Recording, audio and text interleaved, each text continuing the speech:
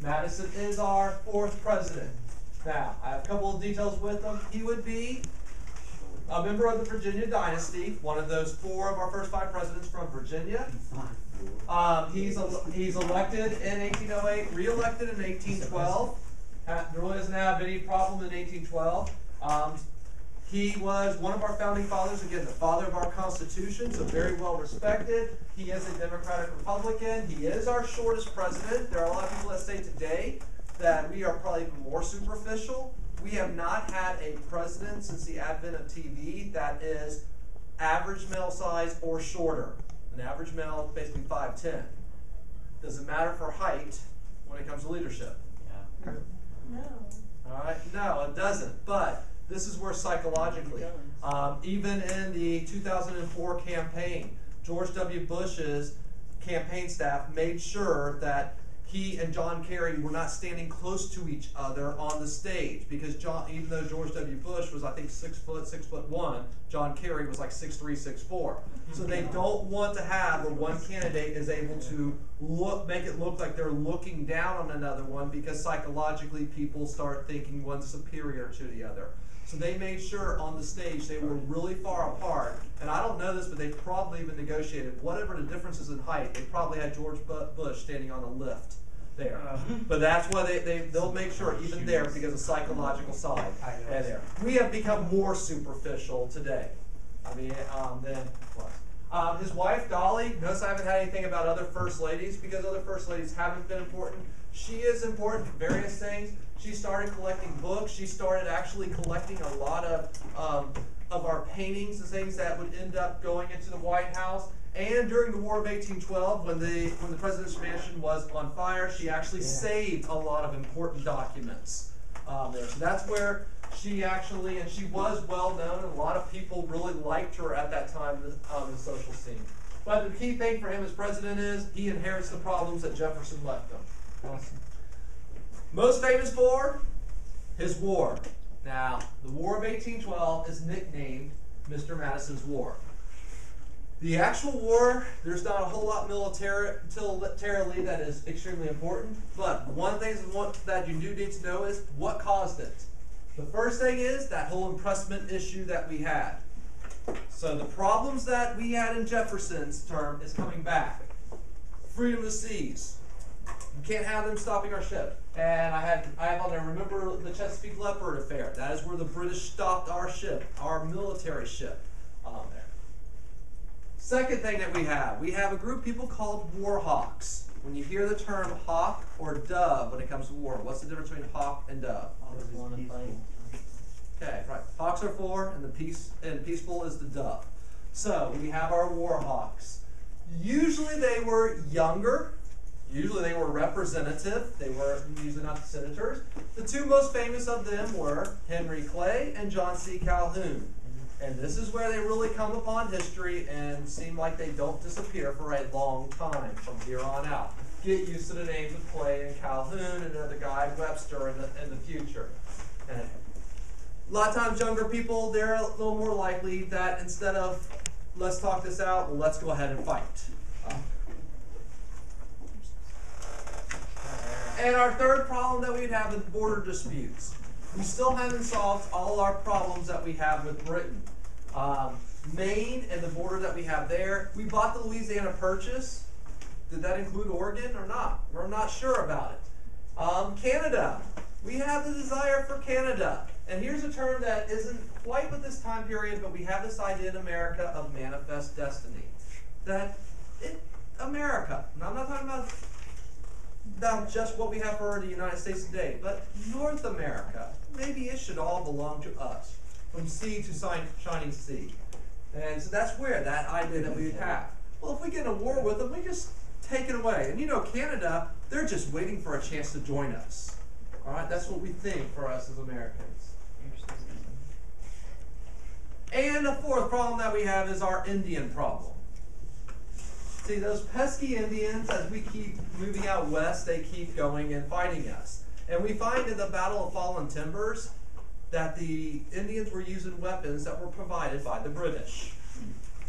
We have a problem in Florida, here in Florida. It's owned by Spain, but there's actually some British agents that are providing weapons to go up into the Creek Indians in Georgia and Tennessee and giving them weapons to fight the U.S. Army in the settlements that we have there. So, is Britain helping them? Do we like the idea that they're helping arm the Indians? All right, we're going to go the bad side for the War of 1812. One of the first things we do is we're going to go and free Canada, and we send our army into Canada, and what happens? Yeah, we lose. The Canadian and British combined forces defeat us. For the second time in our history, we go to Canada to free them, and they beat us. We as Americans usually like to ignore that fact that Canada beat us. In the second time. To free them. Sorry, free them. Free them from the British. Oh, okay. That's what we were trying to free them. But they're fighting us, the Canadians. They didn't want to be part of us. And that's one thing for us as Americans, a lot of times we think Canada really wants to be part of us. No, they don't. Maybe the only area that sort of sees themselves more American is British Columbia, because they don't feel like they're part of the rest of Canada. Sometimes there. But other than that, for the most part, they don't. I mean, we kind of look to our cousins to the north, and they don't feel the same towards us. We tell them. We would fight them in the Atlantic Ocean. Remember those Jeffs after Tripolitan War, and we made these smaller ships that did good against the pirates? How did they do against the big ships of the British Navy? Fish. Yeah. And we didn't have hardly any success at all in the Atlantic Ocean. There we go. Our armies on the East Coast were losing time and time again. So much that even with Washington, D.C., that as the army was coming through, we could not defend Washington, D.C., and the British came through and set it on fire. Lucky for us, there was basically a hurricane that was coming through, and bands of the hurricane actually put out the fire, and not everything burned down. This is where, and it's not totally the story, but this is why, when the President's Mansion was put on fire, and then it was put out, some because of the bands of hurricanes, some because people were able to help with things there. The President's Mansion had a lot of charred wood on it, and this is where they then went through and did some cheap whitewash to paint over the charred wood. And one of the two stories of where the name White House comes about is then at that time then it got nicknamed the White House. That's the most popular story of where the term White House came about. Although there are some references to it even before that. But I believe when it was originally built, it was actually even like a pale yellow or something like that. But it is pretty bad when here we are fighting the British and they end up putting our capital on fire. That's usually not a good sign of war. Now for our successes. First one, we may not do good against the British, but we do good against the Indians. It takes us a while. The first one is the Battle of Thames. We have part 2 of Tecumseh versus William Henry Harrison. And this time, William Henry Harrison takes care of Tecumseh, and he kind of disappears from history from there. The other one is Andrew Jackson. Here's where Andrew Jackson becomes famous. He defeats the Creek Indians at the Battle of Horseshoe Bend, has a lot of people in Tennessee and the Southerners that defeat them. And in many ways, we take care of the Indian problem that we have east of the Mississippi militarily at this time. This won't be the end of Andrew Jackson when it comes to Indians, though. We do have some success with the Navy, but this is where we have it on the Great Lakes. Oliver Perry ends up winning the Battle of Put in Bay, and we actually do defeat the British in there. So our Navy did good, but on the Great Lakes, it was smaller ships versus smaller ships. It wasn't our smaller ships versus their large ships. There, we had success on that. I think you didn't do the Great Lakes. No, they had built them and had them there, so they had a small fleet. And they couldn't reinforce it. That's the thing about it, is what we had and what they had. That's where it wasn't like they could bring in an extra 50 ships, and we couldn't. All right, Fort McHenry is where we finally do stop them in Baltimore. This is where we would have Francis Scott Key, as he is taken prisoner, would end up riding the Star Spangled Banner as he was watching, and we withheld him at Fort McHenry. This is where also the weather played it. That hurricane that I was telling you about, It caused some problems where after the British regrouped, they were going to come back after Fort McHenry, but after the hurricane, they went back down into the Caribbean to basically fix the ships, and then they were going to come back, except for then they got message that the war's over and didn't need to come. So we do defeat them, or hold them off. We actually didn't even defeat them at Fort McHenry. So when we would have a ceasefire, the Treaty of Ghent, signed, see, on Christmas Eve in 1814. I have the question, or I said on there, did not resolve any of the causes of the war, just stop fighting. Basically, Britain and us said, we're just not going to fight each other anymore. What about impressment? Well, what ended up happening is basically the British said, we're going to stop. Which actually did stop anyways, because believe it or not, France and Britain stopped fighting. They finally defeated Napoleon. And they actually would stop fighting then from that point in history, for the most part. There were still some little conflicts, but really, they were pretty much done with it there.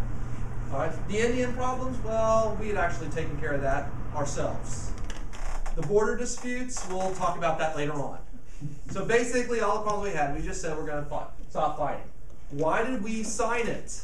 If it didn't take care of these problems while we were going to fight, why did we sign it? Yeah. We knew we were going to lose. Since the British now had defeated Napoleon, they have a lot more troops that they can come and send to America. So they had only a small army over in the United States, and we weren't doing very good against them. What are we going to do when they send their best troops that had just defeated one of the greatest military leaders in the history of the world, Napoleon? So we're ready. Yeah, we'll sign this peace treaty. Why did Britain sign it if it looked like they were kicking our butt? They're so scared. They They're found scared? it useless. They're bored. Are they tired of fighting? Yeah. And that's basically it. Do they really want to come? Does it do them any good if they take back over us? So, once again, you see, did we actually beat the British? Yeah. Or we just kind of wear them out? We beat. Kind of like some of you with your parents. You don't really actually beat them. They just get tired of arguing with you, and that's a plan that some of you all take. All right, if I just keep it going, just make sure I don't go too far with it. Wear them down. I have the question, ever since the War of 1812, how is our overall relationship with Britain? Good. We don't pay attention to each other. Well, it's actually more good. We do pay attention to each other. In fact, they are probably our best friend in world events. World War I, World War II, we're fighting on their side.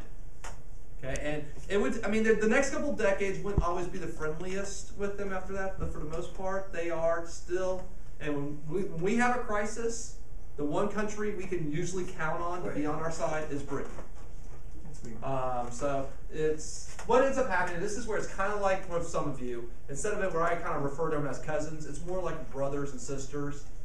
All right, you all end up fighting, but once you get to a certain age, probably your best friends for many of you will be your brothers and sisters. Ew. Okay, because you kind of get to that maturity there that you have, because you know what each other have. Now, as best friends, can you do things to hurt each other even more and say the right thing to stab? All right, and that's what will always happen, and there'll be things with brothers and sisters. But this is where we kind of end up being, they're not really our cousins, they are our friends. After the treaty was signed, we fight the biggest battle. How do we fight after the treaty signed? So they didn't know. Yeah, they didn't know about it. So then we get to the Battle of New Orleans. Okay, remember it was signed on Christmas Eve. Well, here in January of 1815, we haven't got message to the British and American armies yet. That is false. The main general is Jackson. After he defeated the Creek Indians, he went and fought the British. The Battle of New Orleans, we got help from pirates, led by Jean Lafitte. Now, why are pirates going to help the Americans fight the British? You paid them? They didn't like the British They Why don't want they like the British? money. because they're taxing them and stuff. We're not giving them money. They're Stopping them from pirating. Well, they're pirates. They don't pay taxes. It's kind of like drug dealers. It gives Are the them drug dealers something- paying taxes? Gives them something to do. Gives them a reason to fight the British. The British were stopping them from. And here's where some of you, the movie Pirates of the Caribbean, well, these pirates, they've done a lot of their illegal activity in the Caribbean. Who has the greatest navy in the world? British. Britain. United States, how's our navy at that time period? Average. So, Yeah, not very good. Plus, most of it's now sunk to the bottom of the ocean there because of Britain. If you're doing illegal activities, would you want the greatest navy in the world patrolling your area, or do you want the United States, with their lack of much of a navy, patrolling that area? So that's why they were on our side, because they could get away with most of what they wanted to do. The battle itself, if you look at the casualties, we kicked their butt. It actually, if you name it, it went wrong for the British. And besides, not only did they have bad leadership on that, they had bad luck. Okay, there were different ships and things they were supposed to do, getting bogged down in different areas. But if you see the amount for casualties, all right, just look at the difference in the wounded, missing in action is what MIA is. So you add together all of those, we really did not only beat them, we beat them bad. We am real cute. I have two questions. Why did it not matter officially? Why? Because the war is already over. Yeah, we already signed the peace treaty. A couple days later, they get the message it's over. Oh, sorry, our bad. Man, those poor people got killed for nothing. Yeah. So Why did it matter unofficially, though, for the United States? because Yeah. their navy is now Confidence going boost. down the drain. And that's the confidence.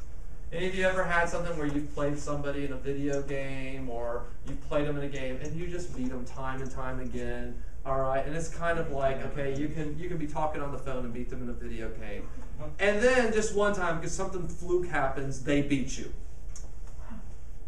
What is the thing that you'll hear about from then on? That one time, even though you might have beat them 25 times in a row. Okay, that one time. If Kentucky would have actually beat Florida, okay, those Wildcats would have gone on and on about it. Yeah, granted they lost 25 straight years in a row. All right, but hey, you remember that time that we did. Okay, people in Kentucky are still talking about the last time in the 1980s that they beat Florida. Okay, so this is Oh my where, God. remember that time. All right, just set it down for a second. We had the Battle of New Orleans, a song from 1959. Maybe not as interesting stories, I'll be going faster through it, but this is where you're going to notice a lot of your SFIs on here. Also for War of 1812, here's the most important thing that we have when you come for long-term side in there. Because the war, we didn't take care of the problems with it. It does kind of take care of stuff with Britain there. But what happened is during the war, in New England, they got together, they were complaining about the embargo. Now they're saying with the war, they're fighting Britain. That's their biggest trading partner. They say Jefferson was trying to kill them. Remember Essex Junta, they talked about succeeding in here. And they met during the war in what is called the Hartford Convention. Put stars, arrows, highlight this. Know the Hartford Convention in there. Because this would be kind of the coffin and the nail for the Federalists. Even though they hadn't been a president since John Adams, they still were pretty powerful during the first decade of the 1800s. But in 1814, they meet. Our army is losing up and down the East Coast. We can't get into Canada. Things are going bad for the country. They meet and they talk about things and said, let's break away from the United States. They talk about nullification, but they hinted at secession. About the time they get out and the news gets of these people meeting, and the news comes first, Treaty of Ghent, the war's over. Then news comes out, we win the Battle of New Orleans. So what does this make all those New Englanders look like? Yeah, idiots. Whining babies. You're going to, when times get tough, all you New Englanders and you Federalists, you're just going to bail out on us.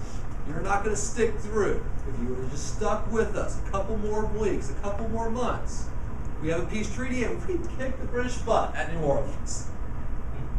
And this would basically be the end of the Federalist Party, except for one man that continues the Federalist parties for another couple decades. Who's our one guy? Yeah, John Marshall, because he's on the Supreme Court, and you are on the Supreme Court for life there. War ends. Here's where Jackson was doing during the war. First of all, defeats the Creek Indians at the Battle of Horseshoe Bend. He then goes to New Orleans and defeats the British. War's over. He can't fight. Except for he goes back to go after the Creek Indians because there's still some Indians left that he hasn't taken care of. But a lot of those Creek Indians had run away down into Spanish-owned Florida. All right, those of you that remember what Seminole means. What does it mean? Yeah, runaway. In the Creek language, it means runaway. So what Jackson did is he said, well, I'm going to go after them. So he takes the U.S. Army into Florida, which is owned by Spain. That's an act of war. If you bring your army into another country's land without their permission, that's an act of war. So, yeah, that's Andrew Jackson. Does he care about rules? No, we're going after him. There's Indians to kill. We're going after them. All right, and so he goes into them, which makes a very much a diplomatic crisis that we would have. That is what is the First Seminole War. You're going to see there's actually 3 Seminole Wars. The one that's really important is the Second Seminole War. But this is the First Seminole War as Jackson goes in. The long-term effect? If the Indians kept on running away, why did he want chasing them? Why want to kill them if they ran away? Well, this is where some people will say that he was racist against them. Some he was just wanting to end the threat. Okay. Some is there were some groups that were in Florida would come back up into Georgia and Alabama and attack there, so they were using it as a launching ground, kind of like we say today, like a terrorist camp, like we went into Afghanistan. So he went into Florida, which is owned by Spain. Spain is extremely weak at this time. They just had Mexico, or they have these places starting to break away. Mexico will break away soon after this time. They have problems in South America. Do they really want to fight the United States? But are they going to let us have our army go around their land that they own? So we work out the Adams-Onis Treaty. John Quincy Adams is our Secretary of State. Onis is the foreign minister for Spain. We work this out and we buy Florida for $5.3 million. It's like a third of what we got. Yeah, that's what a lot of people said. Wait, we spent $5 million for Florida? For what? Mosquitoes? We got $15 million, we got Louisiana, and really, what good is Florida? I mean, it's horrible agriculture. Really, we really are until we get irrigation and fertilizer, except for the Panhandle area. All right, the rest of Florida. I mean, think about our soil that we have here. You can't grow a whole lot here in our sugar sands, and unless you add fertilizer and you can water. You can grow a lot of stuff then, just like you can in the middle of a desert. Yeah, you add fertilizer and water to it. You can't. The other side effect, besides getting Florida, is we made it where the area we kind of gave up, where we were kind of saying, hey, Texas is part of the Louisiana Purchase. Even though we knew it wasn't, we were kind of making claims to it. We gave that up. Jackson becomes the military governor of Florida, so he is our governor here for Florida. But that's how we get Florida, and we become part of the United States. We really won't be very important for the United States for many decades, but we do come into it at that time. All right, 5th president, 1816, we would have James Monroe elected. He is the last of that Virginia dynasty. So the last Virginian that we have of those 4 and 5 presidents. Okay. If you look at the electoral map, we have a Federalist that's still sort of around 1860, but not much.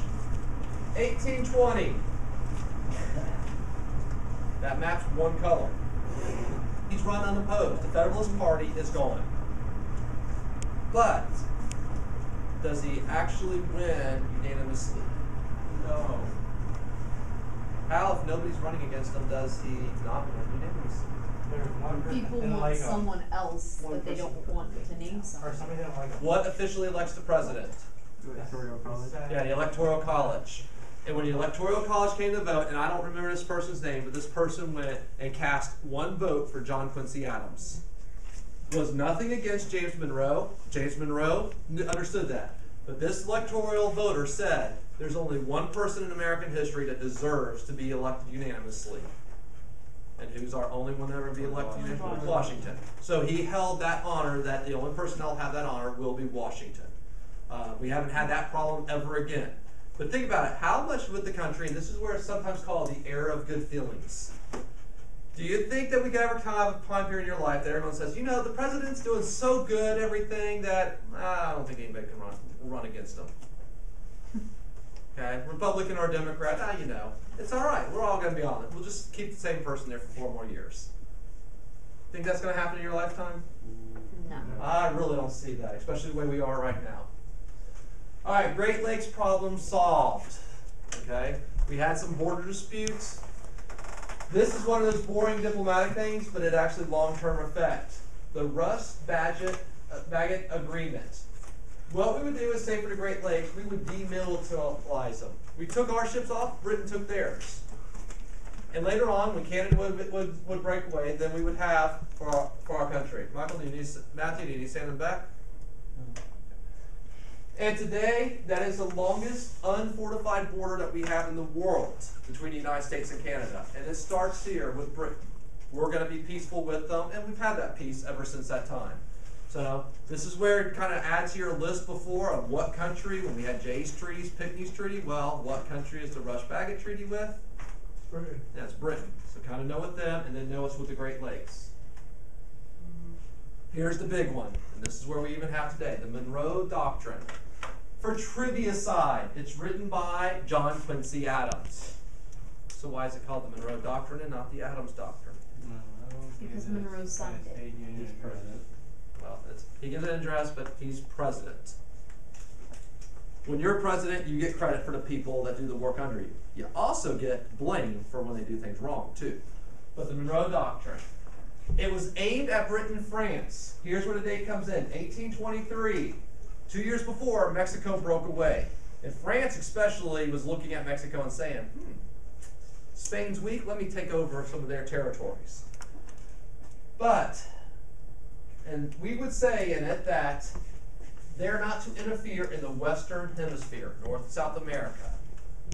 We tell Britain and France, and the rest of the world, but Britain and France, stay out of this half of the world.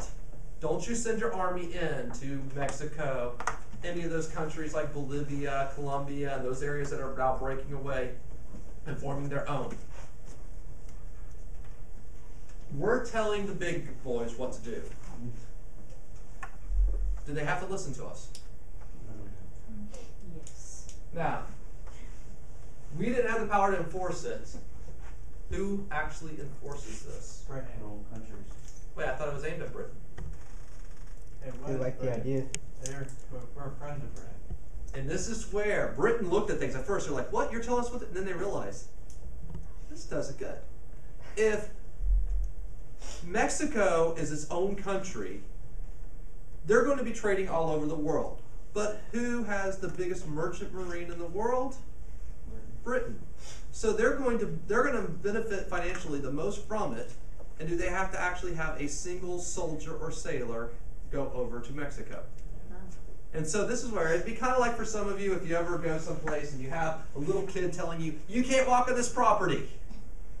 All right, and you look at the kid saying, yeah, I'm going to walk across on this property anyway. Meanwhile, you look back there and you see dad standing there. And you think twice. Well, that's where for the rest of the world they looked at things, and for France, do I really want to fight Britain?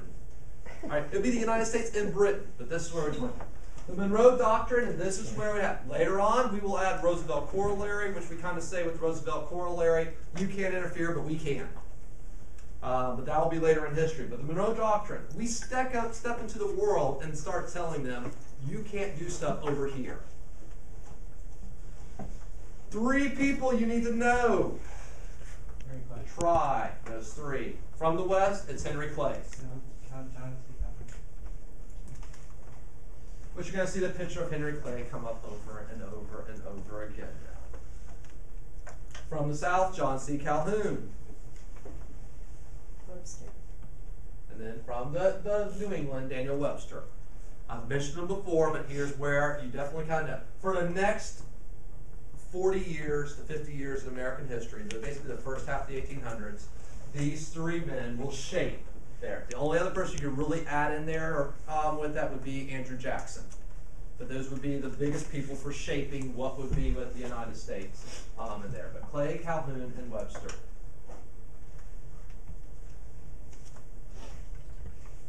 Notice with the section. We're in the era of good feelings, but maybe it isn't so good. We have Missouri requesting to become a state of the United States. At the time they're requesting, we have 11 free states and 11 slave states. We've kept that balance. The problem is they really don't have another state that is ready to become and that is free. For a bill to become a law, it has to pass both the House and the Senate. It was in the beginning that the South had more population, but now the South has less population. or the slave states have it. The free states have actually increased more in population. So if a law was to go through to outlaw slavery, it could pass the House. The South wanted to make sure that it would never pass in the Senate. So they wanted to make sure that they kept it even in here. So we have to have a compromise. Anyone have a guess who Mr. Compromise is? Henry Clay. And it would be Henry Clay. He works out a compromise. And the compromise would be Missouri would come in as a slave state, Maine as a free state. See, before this time, Maine was actually part of the state of Massachusetts, but it really wasn't. I mean, it's separated physically from them. So we basically created something for this, and they wanted to be independent anyway, so they become a free state. Now, key problem is there for that would be in the future is everything in the future for Louisiana Purchase above the 3630 latitude line was supposed to be free. This would take care of the problem for 30 years. We would then have the compromise of 1850 for another 10 years, and then, well, the problem finally comes about. All right, here's the better map of showing you then what happens. Okay, Missouri is a slave state, Maine is a free state, but the bottom of what is most of Missouri kind of drew a line there and said that everything above that will be free from that point on. Everything below that could be free or slave. But most of it they were looking at saying that would probably be slave. All right, we knew Florida was going to become a state. They looked at Arkansas, it would probably be. And at that time, there really didn't look like there was too much for the north in there. The area of Iowa was starting to grow in there. But for the most part, it wasn't. Here comes the dry money issues. What is a tariff? Tax on exported goods. Why do you do it? So you can make money. Hamilton's idea was to make money for the federal government. Now here's where we have a protective tariff. The reason wasn't just to make money. It was to protect our industries. And this little thing, how a tariff works. American cloth costs $4 a roll. British cloth costs $4 a roll. But if you put a 25% tariff, that same roll of cloth now costs $5 in the United States. If you go to the store and you have two things that are pretty much equal, one is $4, one is $5, which are you going to buy? $4. Okay, the $4 one. So does that help American factories? No. Yes. Yeah, that helps them. Now here's where, and that's the good about it, it's helping American factories. What if we were to change this and say American cloth costs $4.50 a roll, the British costs $4. Now after that tariff, the British cost $5, the American costs $4.50. You still going to buy the American? Mm-hmm. Yeah, still cheaper. But did you end up having to pay more as a consumer? Yeah. So it helps American factories, but it does. That's why you kind of look at a tariff. As a consumer, you're not always getting the best price. You all could think of it if we were to do that with cars. You could have an equal car. Let's say like Mazda and Ford do a lot of things together. If you could have let's say a Ford Ranger, and I'm not sure what the model is for a Mazda. Pretty much the same thing. But if you were to have a tariff, if it was made overseas, and if they were able to make the Mazda cheaper, you might buy it. Where then you add a tariff, then the American goes. All right, panic of 1819. When you see the word panic equals recession. A recession is an economic downturn. There are going to be 5 panics or recessions you're going to need to know for all of the 1800s. This is the first one that you need to know.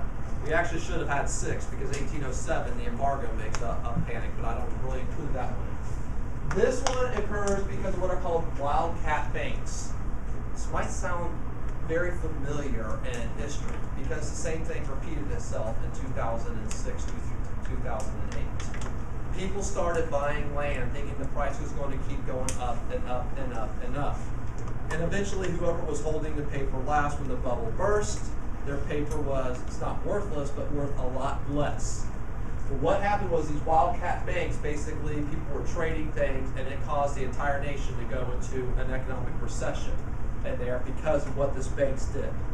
It's going to come back to haunt us later on with some of the policies that we make. But that's where we would have, in the first time since our Constitution, that we would have a major recession. Second Bank of the United States. The first Bank of the United States, Hamilton proposed. After 20 years, it's up for recharter. The Democrat and Republicans, they approve it. Not really a big deal. Now later on, we're going to see it come back in for this. And this is why I have the question, how is it different from the Federalists that introduced the first one? Well, the Democrat and Republicans. Jefferson didn't like the first one. Now, Madison, Monroe, it's okay. Looks good. Everything's fine. Go ahead. Wasn't different at all. No, just basically they continued it. A recharter means you continue on for 20 more years. Two court cases you got to know. First one, McCulloch versus Maryland. Now the question was, could a state tax the Bank of the United States? Maryland wanted to, since the bank was located in the state of Maryland, they wanted to tax the U.S. government. Can a state tax the U.S. government? And this is where, and the question came up, is there even allowed to have a bank because there wasn't anything in the Constitution about it? Notice our justice is John Marshall. Put a star by elastic clause. He comes up with the idea here from what is the necessary and proper clause that the United States government needs the bank, even though it doesn't say specifically, the elastic clause, elastic like a rubber band, it stretches. So we needed it for any laws necessary, and that is where the implied powers comes in. Gibbons versus Ogden is the other one. The key thing you need to know here is interstate commerce. We have New Jersey and New York fighting over something, but who is going to roll over it? The federal government. The federal government is in charge of interstate commerce, is what Gibbons versus Ogden says. And the other court cases, you really don't need to know the details of these cases, but the one thing I really want you to know of, with Marshall, when he rules on a case, where's the power? Is it the state or the federal government? Federal government. All right, it's the federal government. The Federalist Party is dead. Do you see here, 1824, 1831. Are they really dead? John Marshall keeps getting their ideas continuing on.